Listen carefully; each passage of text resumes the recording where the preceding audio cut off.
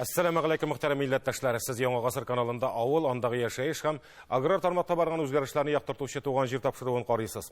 Qabat sizning bilan ko'rishuvga cheksiz shotmiz. Bugungi chiqarilishda otlarning nindi to'qimini o'rshati o'tishtiroq. Fermerlar maktabi shogirdlarini tilashida amaliy dars o'tkazildi. Saxa Yakutiya vakillari Mamadishda ularni birida narsa qiziqsindira. Sıyır sonu 1840 başqa ortırğa tiyiş. Hükümet yurtunda grantlarının natijelerini borladılar. Bu yılғы yerden fonda köpmü. İginçilikni sıfırlaştırу neden ibaret. Qozon Davlat Agrar Universitetinde WorldSkills çempionatının tübek yarışları başlandı. Bugünkü tapşırığının tüp temaları ana şular.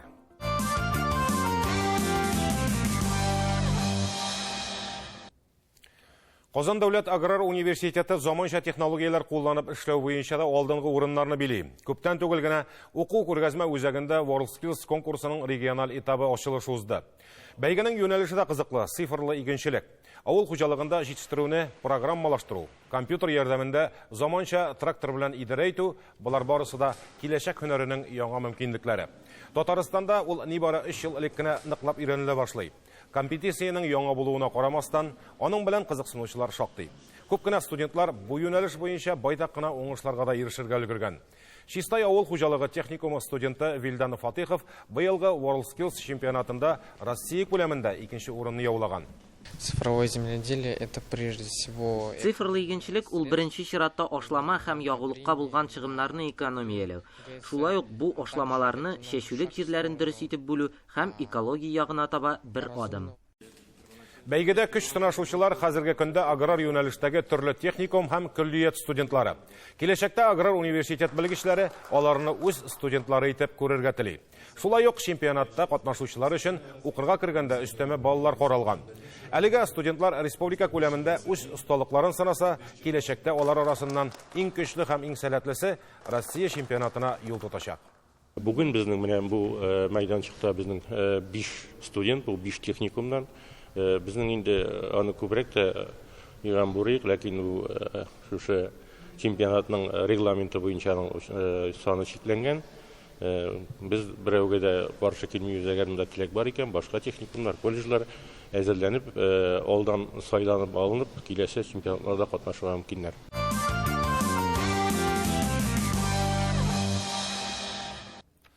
Şahsi ham fermer xo'jaliklari tirlik sonын 4200 başqa orttırgan. Munda hökumət tarafından berilgan grantlarının da өлеше zor. 2021 yılda da şuşu yönelişke 675 milyon sum akça bölüp berildi deb xabar etdi Ministrlar kabinetindagi video kengashmada agrar ministr Murat Jabbarov. Bu yıl bölüngen akçalar da işli başlasa, sıyır sonu tağın 1840 başqa orttırğa teyiş deb farazlana. Başqa yıllarda grantlarını köplep Mamadish rayonu fermerlari otaydı. Bu yıl nişleptir bir senegine baxit yılmaygan. Qalğanları qatnaşmaganmı, әллә qatnaşıp da ota olmaganmı? Yo'g'isa 4-5 sıyır asragan şəxsi xo'jaliklarga tuzilish materiallari bilan yordam etuvni Mamadish rayoni boshlab jiberdi. Hozir endi bu usul respublika ko'lamida amalga oshirilayotgan programma darajasına jetdi. Bu atnada topshiriqning ijod turkumi Mamadish fermerlarining halin bilishib qaytdi. Bu o'rinda ilkiga xo'jalikning tiriskə ko'milgan bir xaraba fermasi gina qolgan edi deyseler ishonmasdaydik. Nikolay Pavlovning xotini Tamara Ivanovna o'z mashg'ul bo'lib tirkalib, shul fermada do'ng'izlar asray boshlaydi. Uyda do'ng'iz tutqach, do'ng'iz boshini orttirib, do'ng'iz bilan boshlab, shuni bilan ishlarimiz degan edik. No, appetit приходит во время диеты degan shekilli ishlagan sayin komanda sayini ko'tarilib, ishlab siylarga ko'chdik. Hozirgi vaqtda mana sog'im siylar bilan at korma deb aytganda ruscha aytganda bizavlar bilan o'zimizda bizavlatamiz da aning bekesh bizavun bit sir ana qoldirib boramiz endi o'giz bizavun suyib itkazib beramiz. Hozir birida niqli fermer xo'jaligi uyushgan, do'ng'izchilikni sütchilikka olishtirganlarına ukinmay Pavlovlar. Gil sıyırlarının bosh sonini orttiruv, naslini yaxshirtuv yo'nalishida ish bora. Perim Arxangelskiy yoqlaridan naslli tonalarda olib qaytganlar. Chunki bugun produksiyani orttira olmasang, bayalar qarshilig'in jingada olmayacaqsan. İkinciden Nikolay Pavlov hukumat nendigina programma taqdim etsa da, elektrib qoluv uchun tirishirga kerak deydi. Bu yil yangi oziq azirlov kombayini maxsus urg'ishda olganlar, onun 30%dan hukumat geri qaytargan. Sovulgan sütni ise turi Mamadish süt kombinatına iltalar. Turi proporsiya bilan bora deb aytsamdan yog'ish qilmasimiz. Sizga ko'tarildi, sütda ko'tarildi hozir mana. Agarda jirnish bilotlari yaxshi bo'lsa, 29 so'm 50 tenge qadar shu Mamadishdagi bizning iliklikdan ishlab kelgan Süt kombinatı var bit indi. Şu an topşırıp barabız biz. Алар хәзер 29-да 50-дән даже алалар. Мен аны начар дип әйтмәс идем. Авыл хуҗалыгында эшләр гел җай гына бармый шул. Быел менә терлек азыгына бераз кытлык бар. Павловларда азыкны җитәрлек әзерләдек диләр. Әмма киләсе елга запас калмаячак. Шуңа да мөмкинлек булганда бер өлешен сатып алып ашатырга дигән фикердә гаилә башлыгы. Ни дисәң дә, бу кадәр малны киметергә ярамый. Даими эшләүче 15 кеше дә бар бит әле. Хезмәт хакын без регулярно беренче ай үткән саен беренче числодан биреп барабыз. Көнгә 1000-дән, например. Без табиган алып барабыз инде. Ничәдер саат белән түгел, бүген эшкә килде икән 1000 аңа. 30 көн килсә ул ай буена аңа 30 меңлек зарплатасы бар. Ну, яллар инде үзләре телиләр икән. Пожалуйста, калалар, менә берсен бер салыштыралар. Кыш көне тем более нирәк үтенде, иркенрәк дип әйтергә була. Павловларның фермер хуҗалыгы 830 гектар җир эшкәртсә, Козлов фермер хуҗалыгы да 100 гектардан арттырган сөрүлек җирен. Айырма шунда. Күрше фермер атлар үрчетү юнәлешендә эшли. Николай Козлов яшь булуына карамастан шактый эш башкарырга өлгергән. Дөрес, әтисенең ярдәме дә бардыр. Әмма мондый яшьләрнең авылда төпләнүе үзе бер куаныч. Шәһәр кызына иленеп, калага гына китеп бармаса инде. Казан кызына юк инде. Казандан кайтабыз. Йөри тора кызым авашта эшләй. Хәзерге вакытта 35 шат бар инде. Алга таба бер 100гә, күбрәк инде, күпкә һаман. Коля бик аз сүзле егет. Әллә безнең белән бик аралашасы килмәде, кәефе кырылган чагы. Узган ел Агростартап программасында катнашып грант уткан ул. Әмма ул вакытта хөкүмәтнең акчасы җитмәде. Быел да катнашкан, әмма бәхет елмаймаган егеткә. Документларны бергә дисәк әзерләдек, центр компетенцияга бардык, өйрәндек, алар безгә барысын да аңлаттылар, документлар әйбәт дип алып калып, без документларны, без дип инде Николай документларны үзе тапшырды. Һәм анда билгеле булганча баллары җитмәде, бу чуп калды инде менә. Быел да ала алмады. Менә шуның өчен бик обидно дип әйтәсем килә. Дүсмәт авыл җирлегендә 5 зур фермер исәпләнә. Бүген авыл җирлегенә инвестор түгел, күбрәк шул фермерлар ярдәм итеп тора да инде. Безнең авыл җирлегендә бөтен фермерларыбыз бердәм, бергә эшләп киләбез. Алар һәр вакытта өмәләрдә дә, сабантуйларда да техника белән дә һәр вакытта авыл җирлегенә булышып тора. Инде мин дә без дә авыл җирлеге дип әйтәсем килә, алар белән бергәләп эшлибез.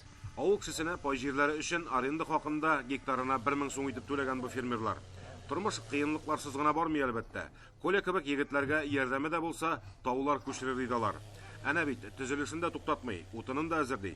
Киләсе елга Коляга да уңышлар елмаер дип ышанасы килә. Ни дисәң дә авыл кешесе җорт теллелеген югалтмый әле. Шул ук Мамадыш районы Дүсмәт авылына килеп төштек. Урамнан сәнәген җилкәсенә салган бер агай кайтып килә. Без дә бит инде кычкырып сәлам бирергә гадәтләнгән. Нихәл мин әйтәм. Абзыең да аптырап калмады. Ярый инде кулың эш белгәч, менә тирес сатып кайтып киләм ди. Шаяртса да, бу агайның сүзләрендә хаклык юк түгел. Тик Томалдан гына Саха-Якутиядан килгән кунакларны Дүсмәт авылына алып килмәгәннәрдер. Мамадыш районы 2016 елдан бирле Саха-Якутия республикасының Мегина Кангалас олысы, ягъни районы белән хезмәттәшлек итә. Узган ел Мамадыш районыннан умарта кортлары да алып киткәннәр. Алар әйбәт кенә кышлап чыкты, хәзер үрчетәбез диделәр. 14 кешелек делегация берничә төркемгә бүленеп эшләде. Эшмәкәрлек, мәгариф, авыл хуҗалыгы өлкәсендәге яңалыкларны барлау, өйрәнү, чагыштыру иде максатлары. Дүсмәт авылында алар күпләп сыер асраучылар белән дә очрашты. Айдар Миңнехановның кеше фермасы кунакларда аеруча кызыксыну уяткандар. Айдар кулы эш белгән, тик тормас кешеләр рәтеннән. Күпләп сыер да асрый, халыктан сөт тә җыя, ярган утынын да әзерли, такта яру цехы да тота. Хәзер аның эшчәнлеген бергәләп анализлап карыйк. Яңгыр дими, кар дими. Айдар Миңнеханов 2003 елдан бирле авыл халкыннан сөт җыя. Көндә 2 тонна сөтне Мамадыш сөт комбинатына илтә ул. Әлегрәк 10 тонна җыйганда, әйдә безгә тапшыр диючеләр дә күп булган. Әмма ул үз районының патриоты булып калган. Авыл халкы да үз итә Айдарны. Бүгенге көндә безнең 5 баш сыер бар инде. Хәзер ташланган сыерлар хәзер. Өчесе ташланган, икесе генә пока уже ташланыр алдындан торалар, тоже ташлан алдында. Ну, көнгә шул 20-21 сөт барабыз, литр сөт покага. Ну, ничә көндәрендә ниләрдә 80-100 литр.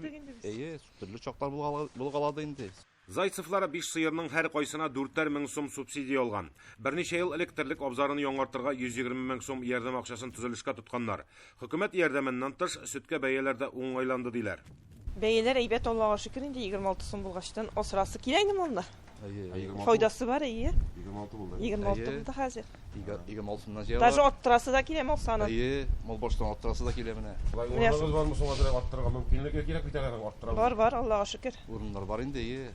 Быел ук арттыра алмаслар инде башсанын. Азыкны 5 сыер һәм 5 бузауга җитәрлек итеп кенә әзерли алдык ди Сергей.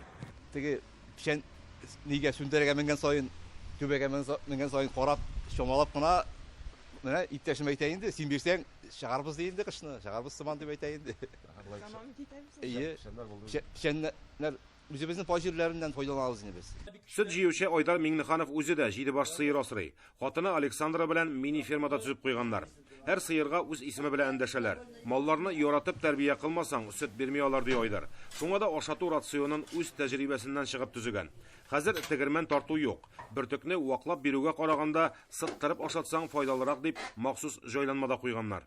Менә шундый станок ясадык. Бездә бер кулемин бар инде, Марик дус. Менә шул ясап бирде безгә, бергә уйлаштык та инде. Ашыкны сыттырып чыгарабыз. Бу ашык сыттырылгач, ул аның әйбәтләп эшкәртелә. Мал эшкәртеп тора аның. Артка чыкмый дигәндәй, и файдасы да күбрәк була. Әрәм булмый. Без монда будайны, солыны, арпаны, кукурuz кушабыз, борчак кушабыз, менә барысында бергә эшкәртелеп чыга да, сыттырып чыгарабыз да, малларга шуны бирәбез. Маллар моны күбрәк ярата инде. Әлеге җайланманың бункеры өстә. Бөртекләрнең барысы да шунда кушыла. Моның эшләү куәте дә тегермәнгә караганда күпкә югары. Зур сөтчелек комплексындагы кебек сыттырылган бөртекне сенаж белән кушып ашаталар. Моны бүген Саха-Якутиядан килгән кунакларга да күрсәттеләр. Аларның бирегә килү максаты да яңалыкларны өйрәнү, сеңдерү бит. 2016 елда Мамадыштан алып киткән умарталары да үрчеп киткән әнә. В то время у нас не было пчеловодства. Ул вакытта әле без умартачылык белән шөгыльләнмидек. Мамадыш районындагы дусларыбыз умарталык булдырырга ярдәм итте. Хәзер инде кортлар да безнең якның һава торышына өйрәнде. Умартачылык әкренләп үсеш ала. Без хәзер үзебез җитештергән балны ашыйбыз. Бу юлы безнең делегация белән җитәкчеләр дә килде. Мамадыш районында федераль программалар белән ничек эшләүләрен, нинди уңышларга ирешүләрен үз күзләребез белән күрергә дип килдек. Якутияның климаты бик кырыс, җәй нибары 3 ай. Шул вакытта күп еллыкларның бер катын чабарга өлгерәбез диләр. Бөртеклеләрне исә күп мәйданда игә алмыйлар. Җәйге эсселек 45 градуска җитә икән. Ә кышкы салкыннарда температура 60 градуска тикле төшә дигәч аптырап та куйдым. Мондый һава шартларында терлекчелек белән шөгыльләнү бик авырдыр. Шуңа да мал асраучыларга республика казнасыннан зур гына ярдәм каралган. В районе у нас 20 тысяч коров. Хәзерге вакытта бездә яшәүче халыкның гомуми алганда 20 меңгә якын сыеры бар. 7 мең тонна күләмендә сөт җитештерәбез. Сездәге кебек зур агрофирмалар юк инде бездә әлбәттә. Ләкин республика тарафыннан ярдәм бик зур. Сөтнең литрын 60 сумнан алалар, аның 50 сумын дәүләт бирсә, 10 сумын эшкәртүчеләр түли. 9 ай дәвам иткән кышны үткәрү җиңелләрдән түгелдер. Шуңа да республика биргән ярдәмгә кызыгу урынсыз минемчә. Бездә ичмасам авыл малларын 5 айдан артык көтүдә йөртергә була. Айдар Миңнеханов әйтмешли, авыл хуҗалыгына бизнес итеп карау җитми әле бездә. Бүгенге көндә авыл җирлегендә сыер асрасаң, мин бик файдалы дип уйлыйм инде. Чөнки сөттән аша килә, сөтнең дә бәясе ха күтәрелде. Сөтнең бәясе булса, субсидия да кирәк түгел. Тәргеш тә була кешегә. Мал санын арттырырга була. Авылда яшәргә була, дип уйлыйм мин. Шушы бәя генәдер дип беләбез. Пешән кирәк кешегә фермерлар китереп бирә. Кеше инде хәзер күптәннән болынга йөреп пешән әзерләмәй. Ашлыкны шулай урамда сатып бириләр. Теләге булган кеше менә үзләре алдан белешеп, телефон заманы бернинди проблема юк. Икмәкне, пешәнне халыкка китереп бирәләр фермерлар. Айдарның эшләмәгән эше юк бугай. Иң мөһиме эшне оештыра белә ул. Авылдашларын да тик тотмый. Янәшәдә җылытыла торган зур гараж. Анда трактор һәм йөк машиналарының двигательләрен өр-яңадан сөтеп җыялар. Зил машиналарының әрҗәләрен үзе күтәрә торган итеп килиләр. Кышын тик тормаска такта яру җайланмасы урнаштырган. Агачны урманнан рөхсәт белән үзләре кисеп ташыйлар. Авылда агач материалының да гел кирәге чыгып кына тора. Утын сораучылар да күптер. Кайбер кешеләр менә эшсез йөри. Бүгенге көндә мәсәлән урманнан динен алабыз да инде. Шуны акайтып, эшкәртеп, утын ярып, такта ярып дигәндәй, пилорам алып куйдым, Аллага шөкер. Утын ярабыз. Халыкны утын белән пешерәбез. Кирәк кешегә алып барып бирәбез. Балта тоткан юк инде. Балта тоткан юк. Станок ясап куйдык та, үзе куеп кына торасы. Үзе яра. Станок.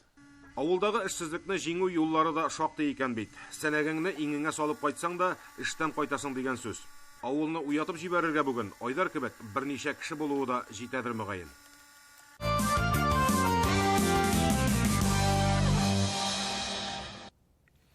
Күптән түгел генә сезне Казан дәүләт аграр университеты каршында эшләүче фермерлар мәктәбе белән таныштырган идек.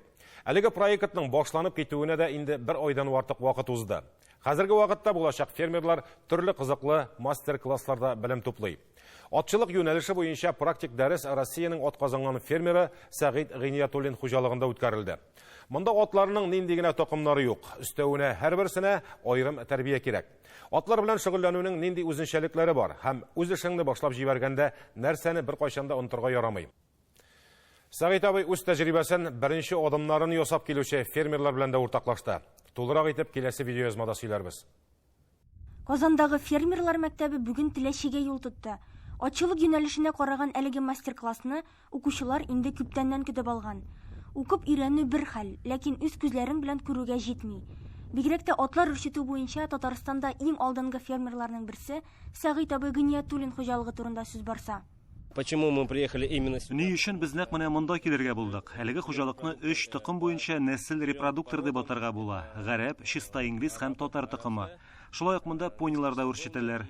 Бүгенгә нәсел эш алып бару буенча Татарстандагы төп хуҗалыкларның берсе булып тора. Әлеге зур ферманы комплекс дип атасаң да ялгыш булмас. Атларның һәрбер төре, хәтта үсеш чоры өчен монда аерым корылма төзелгән. Әнә шул махсус биналар буйлап экскурсияне Сәгыйд абый үзе үткәрде. Мисал өчен әлеге корылма яшь колыннар өчен эшләнгән. Ел яңгырдан саклаучы япманы махсус технологиягә нигезләнеп төзегәннәр. Безнең моның ишекләре эшләнгән шулай итеп, монда корылма керәләр дигән, партиягә барып, аны сәбит итәләр. Әгәр яшәп калсаң, докторга әйттереп, монда урамда җылыса бик көчле изекрәйли, колония була. Атларның сәламәтлегенә һәм үсешенә тәэсир итүче тагын бер мөһим шартларның берсе ул да булса дөрес ашату. Азыкның сыйфаты, аны әзерләү һәм саклау үзенчәлекләре фермерлар мәктәбе укучыларында аеруча зур кызыксыну уятты. Ат ашасам бик кошый. Ну без бирәбез норма. Күпрәк норма дип, аны битендә ат тиешләрен бит әйтгән баран бил туганы бар, баран 2 яшьлеге, баран ойгырлар бар, билдә бар файда. Бу битендә атны карапта. Фермада атларның төрле токымнарын күрергә була. Чиста инглиз токымлы атлар, гарәп юртаклары дисеңме? Ә берничә ел элек Сәгыйд абый иске татар токымлы атларны да үрчетә башлаган. Хәзерге көндә инде аларның саны 62гә җитә. Фермер сүзләренчә, татар атлары бик чыдам. Гел үзгәреп торучы һава шартлары да алар өчен берни түгел. Ә менә инглиз һәм гарәп токымнары күпкә нәзбергәрәк. Ул токымлыкта сорау ул сездә юк. Аны сорау җиңел түгел. Ул бигрәктәген арабский породаларны, английский породаларны аларга әйбәт условия кирәк, аларга әйбәт ашату кирәк. Алар суыкка бик сыймыйлар, эссе булса да сыймыйлар, аны яңгыр булса да сыймыйлар, аларга кирәк әйбәт тәрбия кирәк инде. Мисал өчен әлеге француз токымлы ат фермада нәсел айгыры булып тора. Аны Кавказдан 800 мең сумга алып кайтканнар. Ләкин Сәгыйд абый әйтүенчә, ул үзенең бәясен каплый. Колыннарның берсегенә дә якынча 200-300 мең чамасы тора. Бу инде үзе чапкан айгыр. Әйбәт чапкан, хәзер аның әйбәт чаба балалары. Фермерлар мәктәбендәгеләрнең күбесе инде үзләре дә авыл хуҗалыгында беренче адымнарын ясап килүче эшмәкәрләр. Күпләре киләчәктә атлар үрчетү белән шөгыльләнергә җыена. Ә кайберләре инде бу юнәлешнең нечкәлекләренә дә төшенгән. Мы собираемся разводить лошадей татарской породы. Без татар токымлы атлар үрчетергә җыенабыз. Бер рәттән селекция эшләре белән шөгыльләнеп, әлеге токымны камилләштерү нияте дә бар. Инде күптәннән югалган татар токымлы атларның монда актив рәвештә яңартылуы мине гаҗәпкә калдырды. Чынлыкта бу бик яхшы токым. Татарстан ул риск таләп итүче игенчелек зонасы, шуңа күрә дә мондагы климатка татар атлары күбрәк туры килә. Әлеге токым гасырлар буена бу өлкәдә яшәгән, аны яңартырга кирәк. Яшь фермерлар проектка бик күп сораулар белән килгән булсалар, 1 айдан артык белем алу дәврендә күбесе инде җавапларын да табырга өлгергән. Катнашучылар әйтүенчә, төрле хуҗалыклар буйлап оештырылган экскурсияләр алар өчен аеруча кызык һәм файдалы. Ләкин фермерлар мәктәбендә укуы җиңелме һәм алган белемнәреннән барысы да канәгать микән? Темалар бик күп. Аны бер айда гына барсында ничек укып бетереп булмый. Но шуңа карамастан бик күп информация булса да, без аны әкренләп шулай үзебезнең практикага кертергә булабыз. Впечатление хорошее. Оештыручыларга рәхмәтемне белдерәсем килә. Алар тулы бер уку процессын кыска гына вакытка сыйдыра алганнар. Бу безгә дә бик җайлы. Иң мөһим һәм кирәкле мәгълүматны кыскача гына аңлаталар. Нинди генә сораулар бирсәк тә, тулы җаваплар алабыз. Фермерлар мәктәбендә белем алуым белән бик канәгатьмен. Проект кысаларында төрле хуҗалыкларда булырга туры килсә дә, Теләчедәге ат фермасы башлап килүче фермерларның күңелләренә аеруча хуш килде. Хәер, мондагы һәр нәрсәнең уйланып, тәртипкә салынып эшләнгән булуы һәркемне дә гаҗәпкә калдырырлык. Очень понравилось. Все такие лошади у них ухоженные, красивые. Безгә монда бик ошады. Атлары да шундый сәламәт матурлар, аларның аякларыннан, йоннарыннан, үз-үзләрен тотуыннан ук яхшы тәрбиядә яшәгәннәре күренеп тора. Экскурсия барышында ат үрчетү буенча иң кызыклы катлаулы сорауларны күтәрдек. Безгә барысын да яхшылап аңлаттылар һәм күрсәттеләр. Инде 90нчы еллардан бирле атлар үрчетүче Сәгыйть абый Гыниятуллин сүзләренчә, мондый эштә ялгызың гына уңышка ирешеп булмый. Шуңа да 3 малае аның төп ярдәмчеләре, ә гаиләсе иң зур терәге.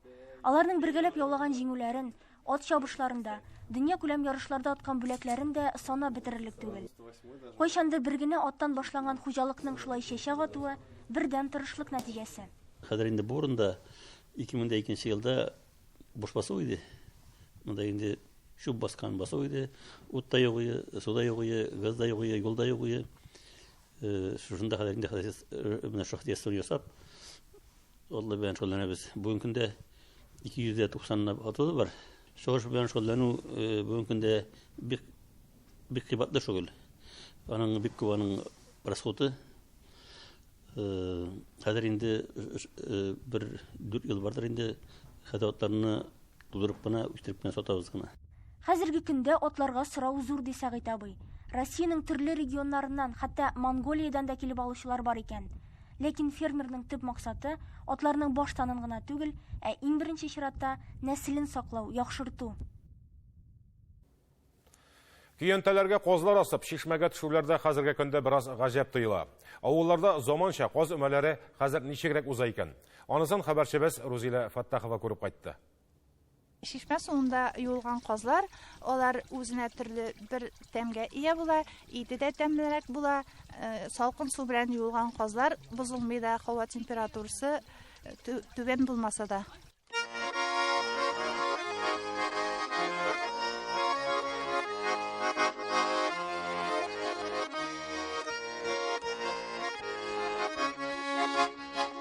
Шелтер килеп агытыра, тавасынны төнтә шишмәсе. Кушлык санугачлар сайрый, яннарыннан килми китәсе. Төннәшкәнә түгел тирә-ягын, шишмәләрен киткән тезелеп. Лаиш районы Пәрәү авылында узган коз өмәсе хакындагы видеоязманы киләсе тапшыруда карарга онытмагыз. Туган җир тапшыруының бүгенге чыгарылышы тәмам. Аның чираттагысын 11 декабрь көнне 15 сәгатьтә карарга онытмагыз. Хәбәрләшеп, аралашып тору өчен WhatsApp номерын экраннарда күрәсез. Үзегезне һәм якыннарыгызны саклагыз. Исәнлектә күрешергә насыйп итсен.